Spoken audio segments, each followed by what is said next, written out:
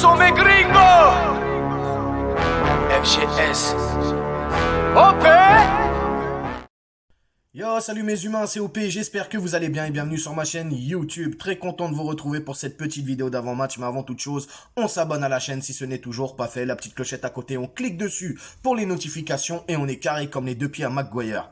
Demain, 13 h, au stade Louis II, AS Monaco, Paris Saint-Germain, 29e journée de Ligue 1. Le match sera retransmis sur Amazon Prime. L'ASM, donc l'AS Monaco, les blancs et rouges ou les rouges et blancs, c'est comme tu veux, sont 8e avec 41 points. Nous, nos Parisiens, nos rouges et bleus sont toujours premiers avec 65 points. Sur les 5 dernières rencontres, chacune de leur côté en Ligue 1. C'est une victoire, 2 nuls et 2 défaites pour l'ASM. Pour le Paris Saint-Germain, c'est 3 victoires et 2 défaites. 2 défaites de trop, j'ai envie de te dire. Sur les 10 derniers face à face, donc les 10 dernières rencontres en face à face de ces deux équipes, pour l'ASM, c'est 2 victoires, 1 nul et 7 défaites. Donc pour le Paris Saint-Germain, c'est 7 victoires, 1 nul et 2 défaites. Que dire pour demain?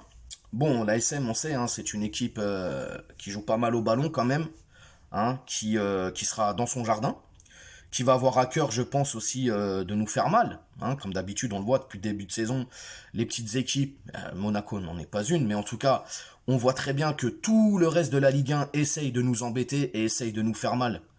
Hein, donc, ils ont des armes, des belles armes d'ailleurs. Hein, ils ont Voland, ils ont Ben Yedder, Tchouaméni, Gelson Martins. Bref, ils ont une très bonne équipe, beaucoup de... Ça va vite, ça joue bien au ballon. Hein, il y a aussi Fabregas dans ce milieu de terrain qui fait beaucoup de bien.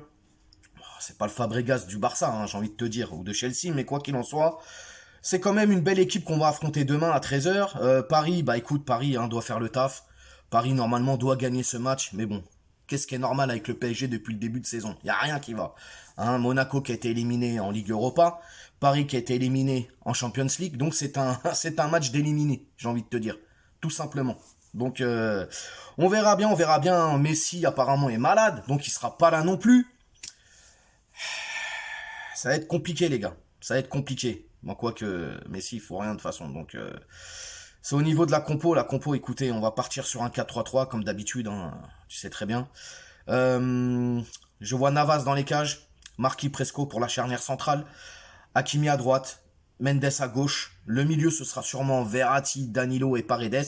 Et pour l'attaque, eh ben, écoutez, hein, on aura la titularisation d'Icardi en pointe, semble-t-il, avec Mbappé et Neymar pour l'épauler. Donc voilà. Je répète, Navas, Presco, Marquinhos, Mendes, Hakimi, Verratti, Danilo, Paredes, Icardi en pointe, Mbappé et Neymar. Pour le score, alors je vois quand même un score serré, je vois un petit 3-2.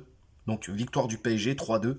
On partira sur un but d'Icardi, hein, parce que je sais que la dernière fois, quand même, quand il est rentré, il a proposé. Non, après, c'était pas un truc de fou, mais voilà, il a failli quand même ouvrir le score. Donc ouais, un but d'Icardi et un doublé d'Mbappé. Voilà, on va faire les gourmands. Très compliqué les gars, très compliqué. Là, on joue la Ligue 1. On doit se contenter de ça. Hein, faut aller chercher ce 10e titre. Ouais. Un peu fade, cette saison un peu fade. Et je voulais revenir aussi sur le cas Tchouaméni, qui est pour moi, déjà, il est jeune, il est très talentueux. Et je pense que dans les années à venir, ça va être le milieu de terrain français qui aura le vent en poupe.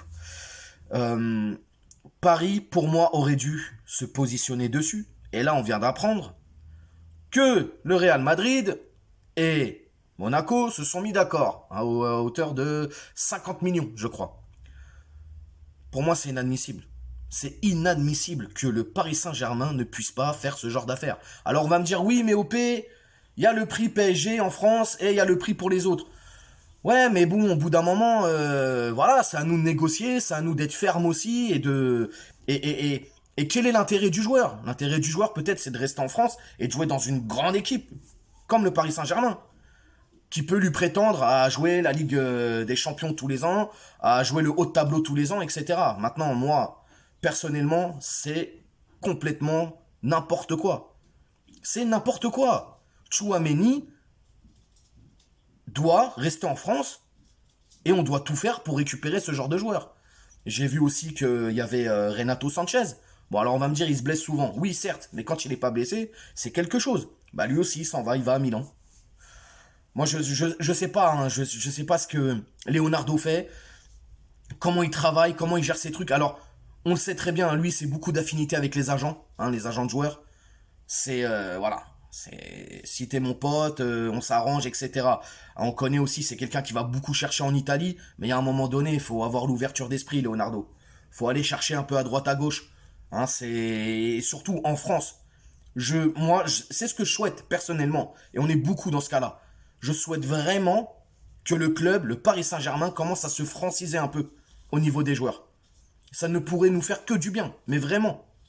Donc voilà, encore une fois, on va rater une pépite, parce que Tchouaméni est une pépite, qu'on le veuille ou non, et il va se barrer à l'étranger, et puis nous, bah, on va faire quoi? On va faire Pogba. Ouais, génial, Pogba, 30 ans, qui va nous faire 2 mois bons sur 12. Ouais.